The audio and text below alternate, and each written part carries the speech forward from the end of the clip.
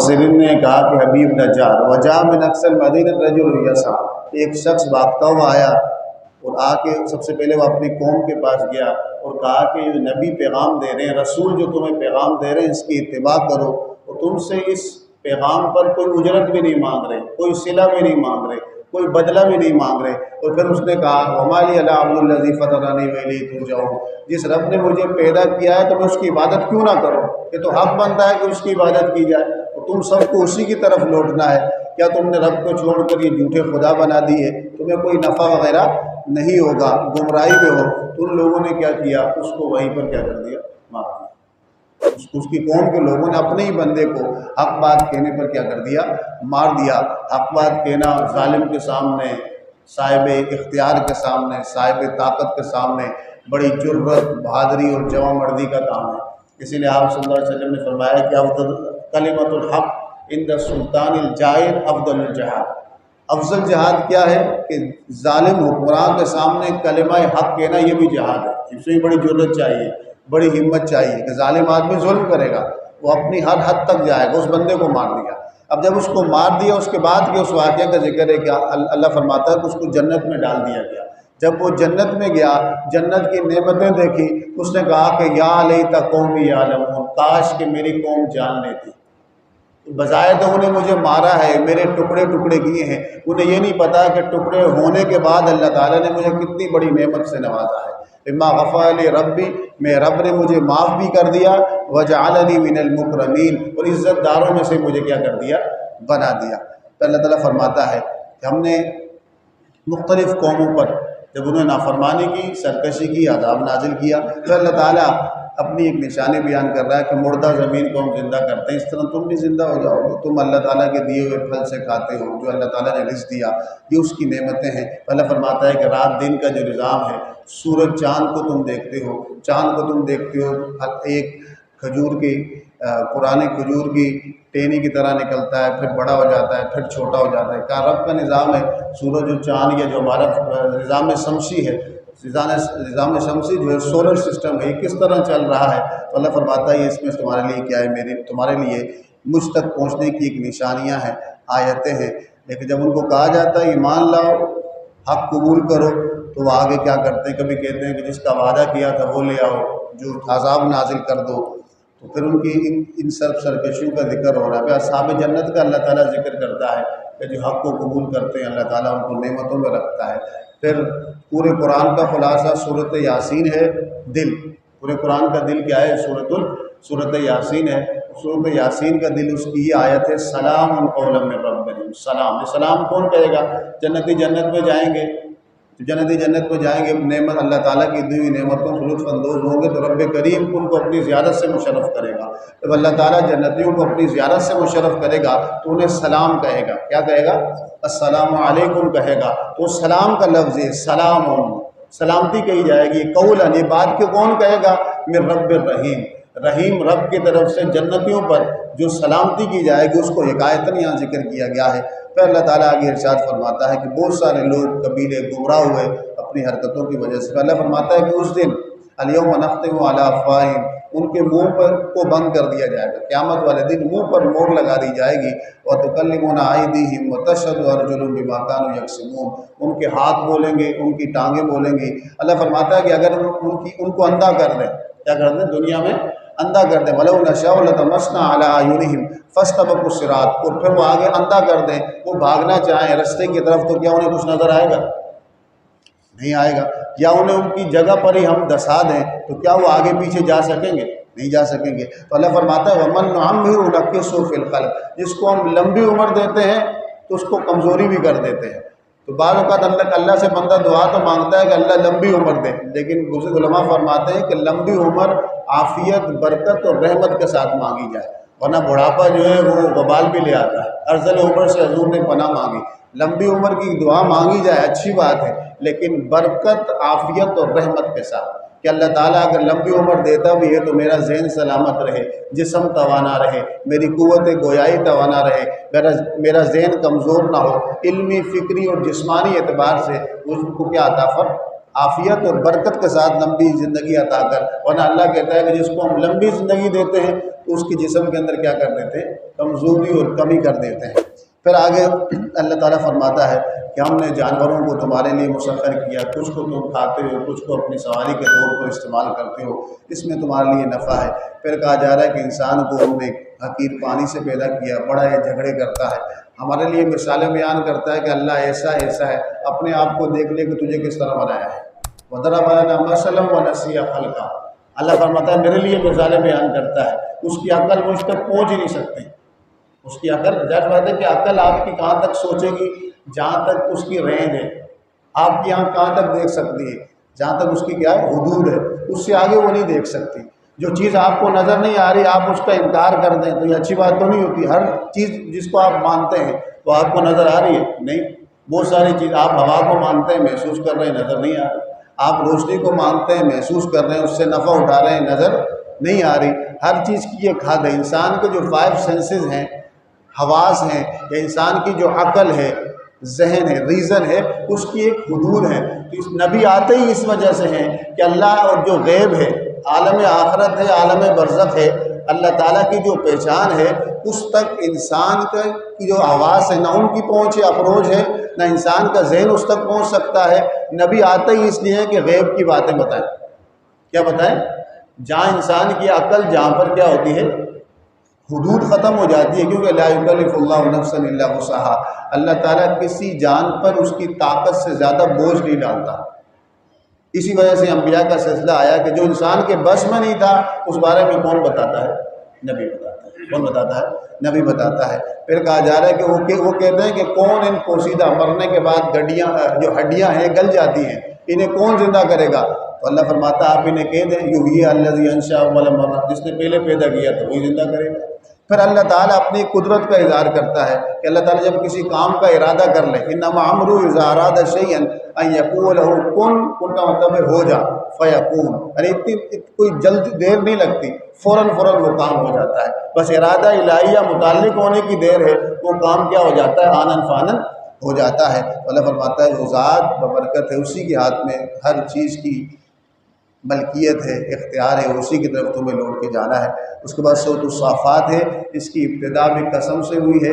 اللہ تعالیٰ نے فرشتوں کی 3 صفات کی قسم کھائی ہے کہ قسم ہے ان کی جو صف بنا کر کھڑے ہیں، قسم ہے ان کی جو زور سے کیا کرتے ہیں؟ جھنجھوڑتے ہیں، ہلاتے ہیں، قسم ہے ان کی جو قرآن کی تلاوت کرتے ہیں۔ صف بنا کے کھڑے ہیں، اللہ کی بارگاہ میں فرشتے کھڑے، جو زور سے جھنجھوڑتے ہیں، جانیں نکالتے ہیں۔ فرشتوں کی مختلف تفکیری امور میں ذمہ داری ہے۔ جو ذکر کرتے ہیں وہ بھی فرشتوں کے بعض ہیں جو اللہ تعالیٰ کا کیا کرتے ہیں؟ ہر وقت ذکر میں رہتے ہیں۔ قسم کیوں کھائی جاتی ہے؟ اپنی بات کو زور دینے کے لیے، اپنی بات میں قوت پیدا کرنے کے لیے۔ ہر قسم کے بعد جواب قسم ہوتا ہے۔ کیا ہوتا ہے؟ ہر قسم کے، آپ کہتے ہیں قسم سے آگے کوئی بات ہوگی نا، جب کہتے ہو خدا کی قسم آگے کوئی بات کرتے ہو کہ نہیں کرتے؟ تو جو بات کرتے ہو اس کو جواب قسم کہتے ہیں۔ کیا کہتے ہیں؟ جواب قسم کہتے ہیں۔ وہی بات ہوتی ہے جس کے لیے آپ قسم کھا رہے ہوتے ہیں۔ تو اللہ فرماتا ہے ان الہکم لواحد، بے شک تمہارا معبود ایک ہی ہے۔ وہ معبود کون ہے؟ کون ایک ہے؟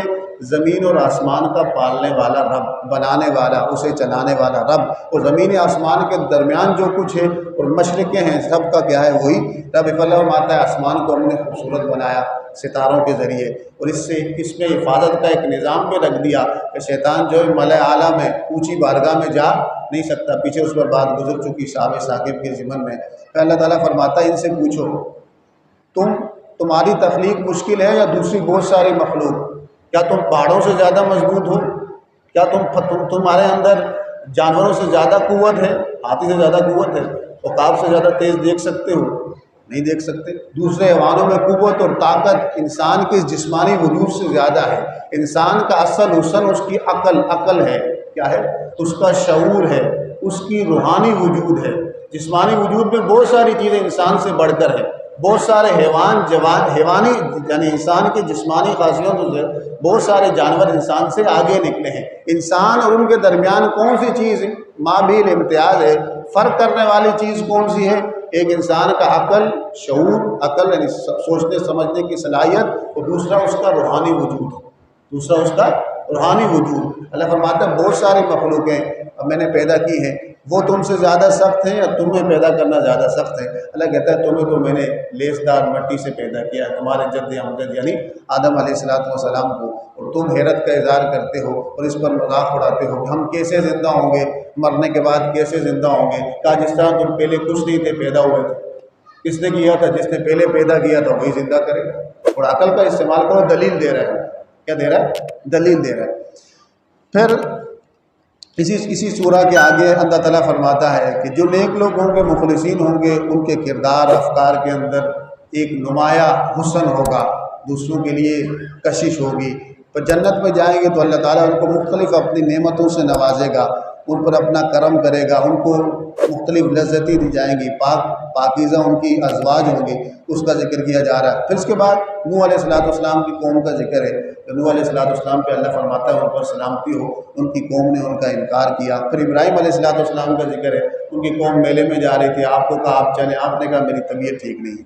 جب قوم گئی تو آپ نے پیچھے ان کے بتوں کو توڑ دیا، پیچھے ہم نے واقعے میں بات ہو چکی ہے۔ یہاں پر ابراہیم علیہ السلام کا ایک خاص دوسرے اسلوب میں بات کی جا رہی ہے، آپ کے اور اسماعیل علیہ السلام کا واقعہ۔ کہتے ہیں کہ ہم نے ان کو بیٹا دیا، جب بیٹا تھوڑا سا جوان ہوا تو خواب دکھایا گیا۔ نبی کا خواب جو ہوتا ہے وہ سچا ہوتا ہے، نبی کا خواب وحی ہوتا ہے۔ عام بندے کا خواب وحی کا درجہ، نبی کا خواب 100% یقینی ہوتا ہے، حتمی ہوتا ہے، وہ وحی ہوتا ہے، لیکن عام بندے کے خواب کی حیثیت وہ نہیں ہے۔ تو اللہ تعالیٰ نے خواب دکھایا۔ خواب کیا دکھایا؟ کہتے ہیں انی اری فی المنام انی اذبحک، بیٹے ہوگا خواب دیکھا ہے کہ میں تمہیں ذبح کر رہا ہوں۔ سامنے اسماعیل تھے، بیٹا تم کیا کہتے ہو؟ بیٹا ڈرا نہیں، کہا ابا جان ویسا کریں جیسا کہا گیا۔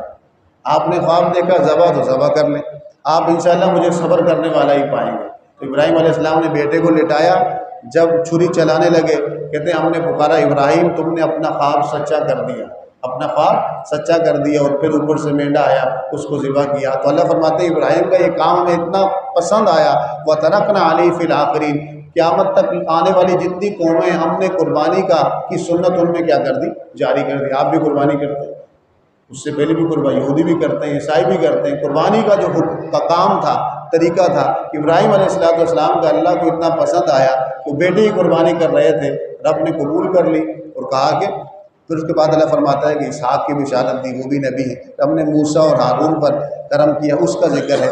تو اس کے بعد حضرت الیاس کا ذکر ہے، وہ ان کی قوم بال بت کی پوجا کرتی تھی، آپ نے ان کو دعوت کا کام کیا کہ بھئی پوجا اللہ وحدہ لا شریک کی عبادت کی جائے گی، اس شرک وغیرہ کو چھوڑو، وہ آپ کے خلاف ہو گئی۔ لوط علیہ السلام کی قوم کا ذکر ہے، وہ اخلاقی ایک کمزوری کوتاہی کا شکار تھی کہ اپنی طبی خواہش غیر فطری طریقے سے پورا کرنا چاہتی تھی۔ پھر یہاں یونس علیہ السلام کا واقعہ ہے، لیکن ایک خاص انداز سے اللہ نے یہاں فرمایا، پچھلی جتنے سے باروں میں یونس علیہ السلام کا ذکر آیا وہاں اس بات کا تذکرہ نہیں ہے۔ اللہ فرماتا ہے یونس علیہ السلام نے، ہم نے جتنے لوگوں کی طرف بھیجا تھا وہ 1 لاکھ سے زیادہ تھے، یعنی آپ کی قوم کے لوگ 1 لاکھ سے زیادہ تھے۔ پھر اللہ تعالیٰ فرماتا ہے کہ یونس علیہ السلام کیا تھے؟ فلولا انہ کان من المسبحین، اگر یونس مچھلی کے پیٹ میں تسبیح نہ پڑھتا، کون سی؟ لا الہ الا انت سبحانک انی کنت من الظالمین، اگر یونس مچھلی کے پیٹ پر تسبیح نہ پڑھتا، للبث فی بطنہ الی یوم یبعثون، وہ قیامت تک اسی مچھلی کے پیٹ میں ہی رہتا۔ کہا تسبیح پڑھی، رب کا ایک نظام ہے، مچھلی کے پیٹ سے نکلے، جب وہ نکلے تھے مچھلی کے پیٹ سے جسم کمزور ہو چکا تھا، تو اللہ فرماتا ہے میں نے ان پہ کرم کیا، ان پر کیا کیا، جہاں وہ مچھلی نے جہاں ان کو باہر نکالا منہ سے، تو وہاں پر اللہ تعالیٰ نے ایک درخت کدو کی بیل پیدا کر لی جس نے آپ پر سایہ کیا، اس سے آپ غذا بھی لیتے رہے۔ تو اللہ تعالیٰ نے اس کا ذکر کیا ہے، اپنی اس نعمت کا ذکر کیا ہے۔ اللہ فرماتا ہے سبحان اللہ عما یصفون، یہ اللہ تعالیٰ کے لیے، کبھی کہتے ہیں جنات کو اللہ تعالیٰ کے ساتھ ملا لیتے ہیں، کبھی فرشتوں کو اللہ کی بیٹیاں بنا دیتے ہیں۔ کیوں کہ نبی کی جب ہدایت چھوڑی جائے تو رائے حق بھی کیا ہو جاتی ہے؟ گمراہی ہو جاتی ہے۔ اگر بندے کی نیت ٹھیک بھی ہو، جب نبی کا راستہ چھوڑ دیا جائے، کیوں کہ نبی آتا ہی اسی لیے کہ جہاں انسان کی ذہن کی فکر کی اپروچ اور حدود ختم ہو جائے، وہاں سے آگے راستہ کون دکھاتا ہے؟ نبی اور رسول دکھاتا ہے۔ وہاں سے آگے راستہ کون دکھاتا ہے؟ کہا کبھی جنات کا میرے ساتھ تعلق قائم کر لیتے ہیں، کبھی فرشتوں کو نعوذ باللہ من ذالک بیٹیاں بنا دیتے ہیں، کبھی مختلف قسم کے بت میرے طرف منسوب کر دیتے ہیں۔ اللہ فرماتا ہے سبحان اللہ، اللہ ان سب چیزوں سے پاک ہے، اما یصفون، جو اللہ کے بارے میں کیا کرتے ہیں، یہ بیان کرتے ہیں۔ اس صورت کے آخر میں اللہ فرماتا ہے سبحان ربک رب العزہ، آپ کا رب پاک ہے، عزت والا رب ہے، اما یصفون، ہر اس بات سے جو غلط بات یہ اللہ کے بارے میں بیان کرتے ہیں۔ سلام علی المرسلین، نبیوں پر سلام ہو، رسولوں پر سلام ہو، وہ ساری تعریفیں کس کے لیے ہیں؟ اللہ ہی کے لیے۔ تو اس کے بعد سورۃ الصاد شروع ہوتی ہے، حروف مقطعات سے شروع ہو رہا ہے۔ اس کے فوراً بعد قسم کھائی گئی ہے، والقرآن ذی ذکر، قرآن کی قسم جو نصیحت والا ہے، جو کس والا ہے؟ نصیحت والا ہے تو یہ نصیحت، بل الذین کفروا فی عزۃ و شقاق، لیکن جنہوں نے ان کا انکار کیا تو انکار کی وجہ کیا تھی؟ نفاق اور تکبر۔ کوئی علمی اشکال نہیں تھا، کوئی اعتراض نہیں تھا کہ قرآن کوئی بات سمجھ نہیں آ رہی ہو یا ان کی ذہن سے اوپری کوئی بات کر رہے ہیں، کوئی علمی اشکال نہیں تھا۔ وجہ کیا تھی؟ تکبر اور غرور اور ذاتی مفاد، ان کے مفادات پہ زد پڑے تھے۔ کس میں زد پڑے تھی؟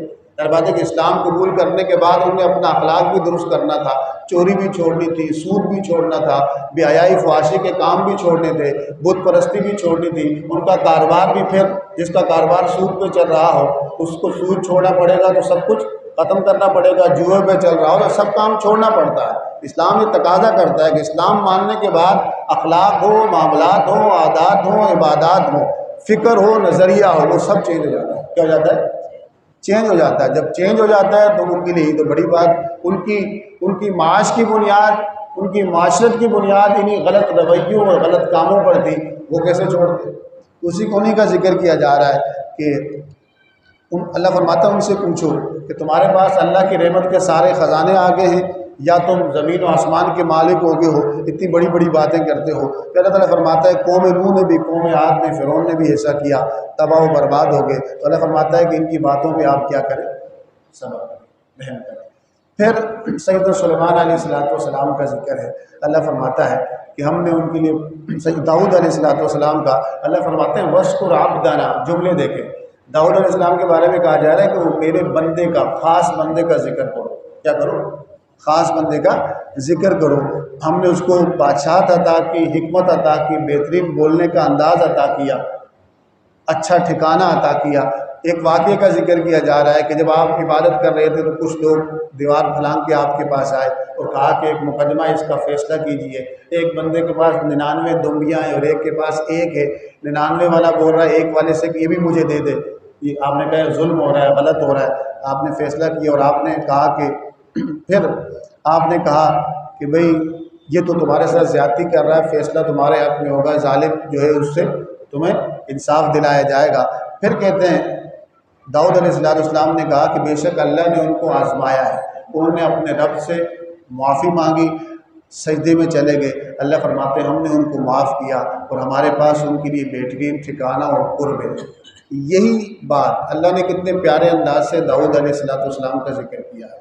آپ جب اسرائیلی روایات کہا جائے تو اس کے تناظر میں آپ کو مختلف داؤد علیہ السلام کی ذاتی زندگی کے بارے میں، اس واقعے کے تناظر میں جھوٹے قصے آپ کو ملیں گے جو نبی کے شائع نشان نہیں ہیں۔ بائبل کے اندر بک آف سموائل کے اندر چیپٹر 11 کے اندر داؤد علیہ السلام پر ایک بہت غلط الزام لگایا گیا ہے۔ نبی علیہ السلام پر، داؤد علیہ السلام پر الزام لگایا گیا ہے۔ قرآن یہاں اس کی نفی کر رہا ہے کہ داؤد میرا خاص بندہ تھا، عزت والا تھا، احترام والا تھا۔ علماء کا ایک اصول ہے کہ ہر وہ واقعہ یا قصہ جو کسی نبی سے منسوب ہو، پچھلی کتابوں میں آ جائے، بائبل میں آ جائے، اولڈ ٹیسٹمنٹ میں آ جائے یا نیو ٹیسٹمنٹ میں آ جائے، جس کو اسرائیلی روایات کہتے ہیں، یا تالمود میں آ جائے، اگر وہ مقام نبوت کے خلاف ہے، کیا ہے؟ مقام نبوت کے خلاف ہے، اللہ نے جو نبی کی شان یا عظمت اور اخلاق بیان کیا ہے اس کے خلاف ہو تو وہ مردود ہوگا، ریجیکٹڈ ہوگا، اس کو مانا نہیں جائے گا۔ چاہے وہ سلیمان علیہ السلام کے بارے میں بائبل میں ہو، چاہے داؤد علیہ السلام کے بارے میں ہو، چاہے حضرت ایوب علیہ السلام کے بارے میں ہو، یا حضرت صالح علیہ السلام کے بارے میں ہو، قرآن مجید نے اس کو کیا کیا ہے؟ قرآن نے ان کی پاکیزگی بیان کی ہے اور یہ اصول بیان کیا ہے کہ وہ قابل قبول نہیں ہوگا۔ اس کے تناظر میں اس طرح کوئی جھوٹا واقعہ آپ دیکھیں تو پہلی فرصت میں اس کو کیا کرے؟ رد کرے۔ تو پھر اس کے بعد اللہ فرماتا ہے کہ ہم نے داؤد کو اپنا خلیفہ بنایا۔ پھر آزمائش کی گئی حضرت سلیمان علیہ السلام کی ایک معاملے سے کہ آپ جنگ کے گھوڑوں کو دیکھ رہے تھے، آپ نے گھوڑوں کو دیکھا گھوڑوں کو دیکھ کے آپ چیک کر رہے تھے گھوڑوں کے جو جہاد کے لیے جاتے تھے. بس اللہ فرماتا ہے ہم نے سلیمان کو آزمایا اور ان کی کرسی پر, ان کے تخت پر ایک جسم ایسا رکھ دیا, بے جان سا جسم, پھر انہیں ہماری طرف توجہ کی. یہ ایک چھوٹی سی بات قرآن نے کی ہے. اس پر جھوٹے قصے مشہور ہو گئے کہ یہ ہوا وہ ہوا. اصل یہ کہ سلیمان علیہ السلام بیمار ہو گئے تھے, سخت اتنے بیمار ہو گئے تھے کہ بالکل کمزور سے ہو گئے تھے, جیسے انسان بالکل مرنے کے قریب ہو. آپ نے اللہ تعالیٰ سے دعا کی, اللہ تعالیٰ نے دوبارہ آپ کو صحت عطا کی. یہاں اس واقعے کا ذکر ہے. اللہ فرماتے ہیں ہم نے سلیمان کو عطا کیا, مختلف جنات پہ تصرف عطا کیا, ہواؤں پہ تصرف عطا کیا. ہماری عطائیں ان پر بیش بہا تھی. ہم نے نبی کو عطا کیا اور پھر کہا کہ فمن او امسک بغیر حساب, جس کو چاہو دو, جس کو چاہو نہ دو, جتنا چاہو دو, تمہاری مرضی. نبی کو دے کر کیا دیا؟ اختیار دیا کہ جس کو چاہیے ہماری عطائیں, جس پر چاہو احسان کرو, بغیر حساب کے احسان کرو, جس کو چاہو آپ نہ دو. تو اللہ تعالیٰ جب کسی کو دے تو یہ اختیار بھی دیتا ہے کہ جب اللہ تعالیٰ نے آپ کو مال دیا تو آپ کو اتنا اختیار دو نا کہاں خرچ کرو. تو آپ کو دنیاوی مال میں اختیار ہے تو اللہ تعالیٰ نے حضور صلی اللہ علیہ وسلم نبیوں کو دنیا اور آخرت دونوں دیتا ہے. اس لیے آپ صلی اللہ علیہ وسلم دنیا تو دیتے ہی تھے, لیکن صحابہ کرام کو جنت بھی دیا کرتے تھے. ابو بکر فی الجنہ, عمر فی الجنہ, عثمان فی الجنہ, کس نے دیے؟ حضور نے فرمایا کہ جنت میں ایک چھوٹی سی عصا رکھنے کی جگہ, ساری دنیا ایک طرف اور وہ عصا رکھنے کی جگہ ایک طرف, وہ اتنی قیمتی ہے. اتنی سی جگہ جنت میں, پوری دنیا ایک طرف اور اتنی سی جگہ ایک طرف. تو آپ صلی اللہ علیہ وسلم کو اتنا اختیار دیا تھا رب کریم نے کہ آپ جنت بانٹا کرتے تھے. کیا کہا کرتے تھے؟ اللہ کے اذن سے بانٹا کرتے تھے. تو یہاں پر پھر ایوب علیہ السلام کا پھر ذکر ہو رہا ہے کہ جب وہ بیمار ہوئے تو اللہ نے کہا کہ آپ پاؤں ماریں, آپ کے پاؤں کے پاس سے ایک چشمہ نکلے گا, آپ اس سے نائیں شفا یاب ہو جائیں گے. جب آپ بیمار تھے تو آپ نے ایک قسم کھا لی, آپ اپنی زوجہ سے ناراض ہوئے, آپ نے قسم کھائی کہ میں جب ٹھیک ہوا تو تمہیں 100 کوڑے ماروں گا. کتنے کوڑے ماروں گا؟ 100. جب وہ ٹھیک ہوئے تو کہا کہ رب کریم میں نے قسم کھائی تھی, قسم توڑ دوں. تو اللہ کے پیارے نبی تھے, اللہ نے کہا کہ قسم نہیں توڑیں, آپ ایک تدبیر کریں, 100 چھوٹے چھوٹے تنکے لے لیں, اس سے ایک جھاڑو بنا لیں اور وہ اپنی بیوی کو مار لیں تو آپ کی قسم پوری ہو جائے گی. آپ کی قسم ایک تدبیر بتائی تھی. پھر اللہ تعالیٰ ذکر کر رہا ہے کہ جنت آگے جنات جو اسماعیل علیہ السلام کا ذکر ہے. اللہ فرماتا ہے یسا پیغمبر گزرے, سل کفل گزرے, تو اللہ فرماتے ہیں وہ سارے میرے پسندیدہ بندے تھے. پھر کہا کہ کفار جو ہے اپنی حرکتوں کی وجہ سے جہنم کے مستحق ہے. پھر اللہ فرماتا ہے کہ ہم نے جب انسان کو مٹی سے پیدا کیا اس میں اپنی روح پھونکی, فنفخت فیہ من, ہر ایک میں اللہ تعالیٰ کی روح ہے, لیکن انسان کی روح کی نسبت اللہ تعالیٰ نے اپنی طرف کی, روح ہی کا لفظ ہے. میں نے اس میں اپنی روح پھونکی. اللہ کی روح کا مطلب کیا ہے؟ خاص عظیم روح پھونکی, خاص شان والی روح پھونکی. سب سجدے میں گر گئے, شیطان نہیں گرا, نہیں کیا سجدہ. پوچھا گیا کیوں نہیں کیا؟ اللہ نے کہا کیوں نہیں کیا؟ میں نے اپنے ہاتھوں سے اس کی تخلیق کی ہے.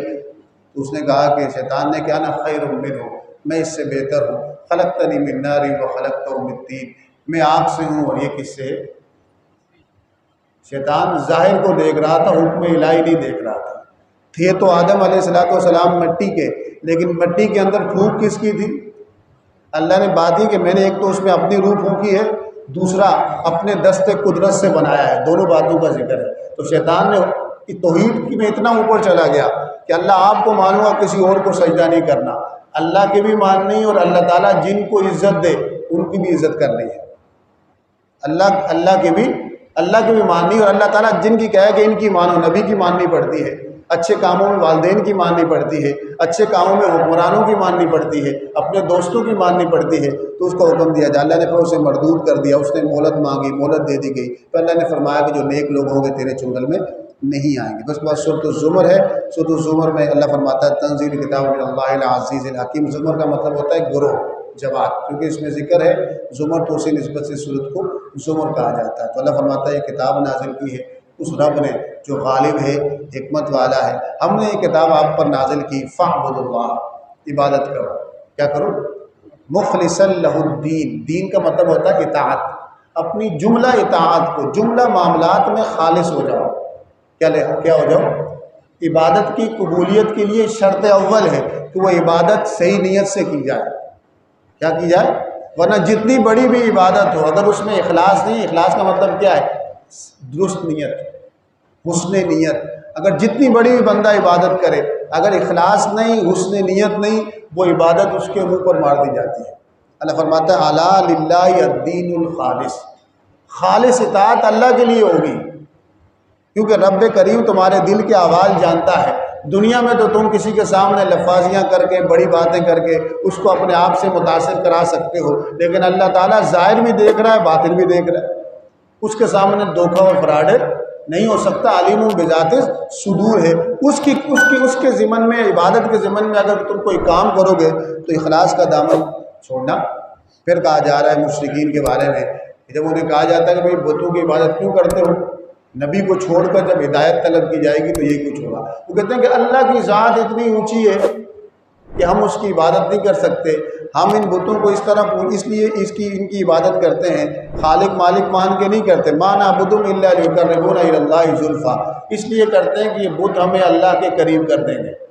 بت اللہ کے قریب کریں گے یا نبی اللہ کے قریب کرے گا یا قرآن اللہ کے قریب کرے گا؟ بت اللہ کے قریب نہیں، نبی آئے اسی لیے کہ بھئی تم عبادت کر سکتے ہو۔ اللہ کی ذات بہت اعلیٰ ہے، لیکن اعلیٰ ہونے کے باوجود تم اس کی چوکھٹ پہ جھک سکتے ہو، اس کا عبادت کا طریقہ نبی بتاتا ہے۔ اللہ کے قریب بت نہیں کرتے، باطل خدا نہیں کرتے، اللہ کے قریب اس کا کلام کرتا ہے، اللہ کے قریب نبی کرتے ہیں، اللہ کے قریب نبی کے ماننے والے صالح مومنین کرتے ہیں۔ ان کی سنگت اور صحبت کا حکم کیوں دیا گیا؟ کہ ان کو علم دیں گے، عمل دیں گے، شوق پیدا کریں گے۔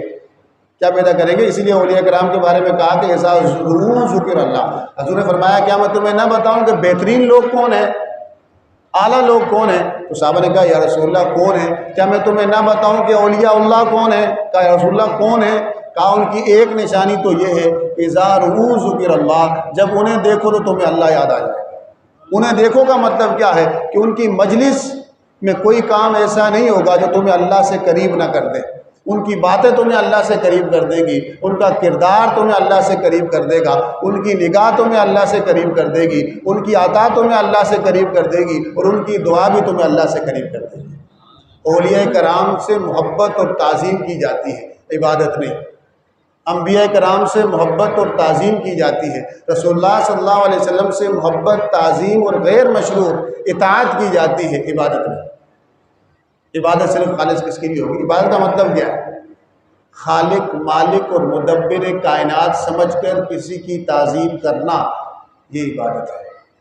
خالق مالک رازق اور مدبر کائنات سمجھ کر کسی کی تعظیم کرنا، یہ کیا ہے؟ آپ نماز میں کھڑے ہوتے ہیں اللہ اکبر کہہ کے، یہ عبادت ہے، لیکن اپنے استاد کے سامنے یوں کھڑے ہوئے، یہ عبادت نہیں۔ آپ نے استاد کو نہ خالق سمجھا، نہ مالک سمجھا، نہ رازق سمجھا، نہ مدبر کائنات سمجھا، بلکہ رب نے کہا ہے عزت کرو بڑوں کی۔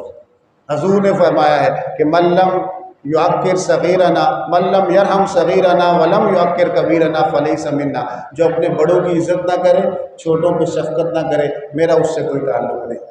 آپ اپنے والدین کے سامنے ہاتھ باندھ کر کے بیٹھتے ہو، ہاتھ باندھ کر کے کھڑے ہوتے ہو، تو کیا آپ نے ان کی عبادت کی؟ کیا آپ نے اپنے والدین کے جوتے سیدھے کیے تو رکوع کی حیت بن گئی، پاؤں چومے تو سجدے کی حیت بن گئی؟ سجدہ تو نہیں، سجدہ تو 7 ہڈیوں پہ ہوتا ہے، کتنوں پہ ہوتا ہے؟ اس پر پہلے بات ہو چکی ہے۔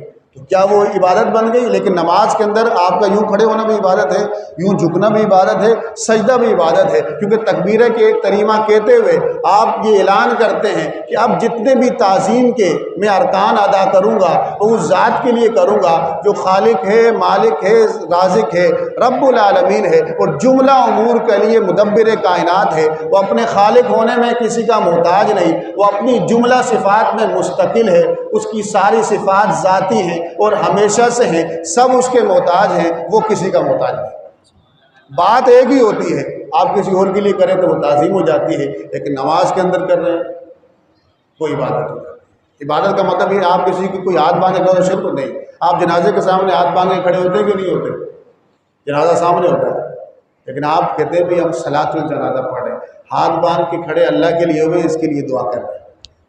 جب جنازے کے سامنے ہاتھ باندھ کر کے کھڑے ہو جائیں تب شرک نہیں ہوتا، تو کسی قبر کے سامنے ہاتھ اٹھا کے دعا کر لیں تب بھی شرک نہیں ہوگا، روضہ رسول پہ جا کے ہاتھ اٹھا کے دعا کر لیں تب بھی شرک نہیں ہوگا۔ دعا ان کے لیے کی جا رہی ہے، مانگ رہے کس سے ہے؟ اصل نیت اصل کیا ہے. لیکن بعض امور ایسے ہیں جس سے منع کیا جاتا ہے. جب بتوں کے آگے کوئی بندہ سجدہ کرے تو کہے کہ میں اللہ کو کر رہا تھا، بت تو ایسے ہی تو ایسا نہیں ہوگا. ایسا تعظیم کا سجدہ کر رہا تھا تو پھر تو حرام کام کیا. عبادت کا سجدہ کر رہا ہے، عبادت سمجھ گیا نا بات، خالق مالک رازق رب العالمین اور مدبر کائنات سمجھ کے. کسی کو اگر پکارا جائے گا تو وہ بھی شرک ہوگا، کسی کی اگر تعظیم کی جائے گی تو وہ بھی شرکی ہوگا.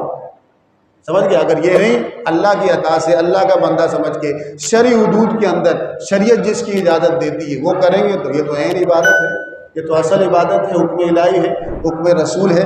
تو پھر یہاں ان کی اس بات کی کیا ہو رہی ہے، نفی ہو رہی ہے کہ ان کا یہ غلط عقیدہ ہے. اللہ فرماتا ہے کہ ایمان والوں اپنے رب کا تقوی اختیار کرو، جو اچھے کام کرتے ہیں انہیں اچھا بدلہ دیا جائے گا. اللہ کی عبادت اخلاص کے ساتھ کرو، عبادت کرو اچھے انداز سے کرو، اللہ اس کو تمہیں بدلہ دے گا. برے کاموں سے روکو، برے کاموں سے رک جاؤ، اچھی بات کی پیروی کرو. پھر کہا جا رہا ہے کہ جو اچھے کام کرتے ہیں انہیں اللہ تعالیٰ جو ہے جزا عطا فرمائے گا، دنیا میں بھی آخرت میں بھی. پھر شرح صدر کا بات ہو رہی کہ فمن شرح اللہ صدر الاسلام فهو علی نور من ربی. اللہ تعالیٰ جس کا سینہ کھول دیتا ہے تو اللہ کی طرف سے خصوصی روشنی پر ہوتا ہے. سینہ جس کا کھول دے تو حضور نے فرمایا کہ سینہ جس کا کھول دے اس کی علامت کیا ہوتی ہے. تو حضور نے فرمایا کہ وہ فکر آخرت کرتا ہے، اپنی موت کی تیاری کرتا ہے، وہ ہر وقت اپنے رب کو یاد کرتا ہے. اللہ نے فرمایا کہ اللہ نے ایک کلام اتارا ہے، اس میں ایک جیسی آیتیں بھی ہیں. اس کو جب سنتے ہیں مومنین لوگ سنتے ہیں تو ان کے جسم کیا ہو جاتے ہیں، کپ کپانے لگتے ہیں، پھر ان کی جلد نرم ہو جاتی ہے جب وہ اللہ کا ذکر سنتے ہیں. یہ اللہ کی ہدایت ہے، اس کے ساتھ جس کو چاہے وہ ہدایت دے، جس کو چاہے وہ کیا کرے، گمراہ کرے. تو اللہ فرماتا ہے کہ دو غلام ہیں، جس کا ایک آقا ہے اور ایک غلام ہے جس کے بہت سارے آقا ہیں. تم بتاؤ کون سا سکون میں ہوگا؟ جو ایک ہی خدمت کر رہا ہے. تو کہا کہ جو ایک اللہ کو مانتا ہے وہ سکون میں ہے، جو ہزار دیوی دیوتاؤں کو مانتا ہے وہ کیا ہے، ٹینشن میں ہے. جو کس میں؟ تو اللہ تعالیٰ سے دعا کریں کہ جو کچھ سنا اس پر عمل کرنے دوسروں کو پہنچانے کی توفیق نصیب فرمائے.